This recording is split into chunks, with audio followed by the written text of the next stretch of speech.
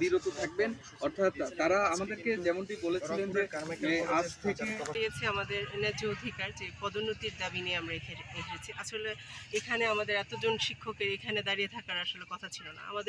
আমাদের প্রিটেস্ট চলছে, আমাদের অনার্স সেকেন্ড ইয়ারের পরীক্ষা চলছে, আমি সায়েন্সের টিচার, আমার ল্যাব চলছে, আমার ইনকোর্স চলছে, এতগুলো কাজ ফেলে আমাদের এখানে এই সময় দাঁড়িয়ে থাকার কথা না, কিন্তু আমরা এখানে দাঁড়িয়ে আছি আমাদের ন্যায্য অধিকারের জন্য, আমাদের পদোন্নতির জন্য। আমার একজন শিক্ষক 7 বছর, 10 বছর, 12 বছর ধরে এই প্রভাষক পদে আছে। আমার সাথে আমি ব্যাংকে ছিলাম, আমার সাথে আরও অনেক আমাদের সহকর্মী যারা ছিল, তারা একজন প্রমোশন পেয়ে অনেক উপরের লেভেলে চলে গিয়েছে। ওদের সাথে একসাথে যখন কোনো জায়গায় আমাদের একত্রিত হতে হয়, তখন আমরা ওখানে যেতে পারি না, হীনমন্যতায় ভুগি, যে এখনও তোরা প্রভাষকই আছিস, এরকম একটা কথা শুনতে হয়। তো একজন হতাশ টিচার, আসলে একজন শিক্ষক তার স্টুডেন্টদেরকে কি দিবে হতাশা দিয়ে? অথচ আমাদের একটু প্রমোশন, আমাদের আর্থিক কোনো এখানে সংশ্লেষ নেই, তো একটু প্রমোশন আমাদের উদ্যমতা অনেক বাড়িয়ে দিতে পারে, আমাদের কর্মস্পৃহা অনেক বাড়িয়ে দিতে পারে। আমরা আমাদের কাজে যেতে চাই, আনন্দের সাথে যেতে চাই, উদ্যমের সাথে যেতে চাই।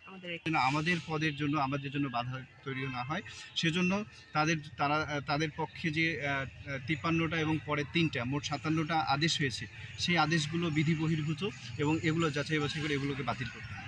3 নম্বর হচ্ছে দ্রুত সরকারি প্রজ্ঞাপন, সহকারী অধ্যাপক পদে প্রভাষক থেকে সহকারী অধ্যাপক পদে প্রমোশনের সরকারি প্রজ্ঞাপন জারি করতে হবে।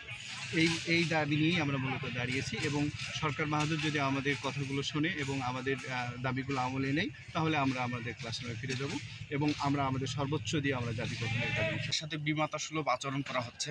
আমাদের প্রমোশন, আমরা সকলেই যোগ্যতা অর্জন করেছি, অনেকেই 4-5 বছর হয়ে গেছে যোগ্যতা অর্জন করেছি, যেখানে আমাদের 6ষ্ঠ গ্রেডে 5 বছর পরে যাওয়ার কথা, সেখানে আমরা এখনও পদোন্নতির পিছনে ধাবিত হচ্ছি। আমাদের অনেকেই হতাশ হয়ে যাচ্ছে, পদোন্নতি পাচ্ছে না। ফলে আমরা চাচ্ছি যে দ্রুত পদোন্নতি দিয়ে আমাদেরকে এই যন্ত্রণা থেকে মুক্তি দেয়।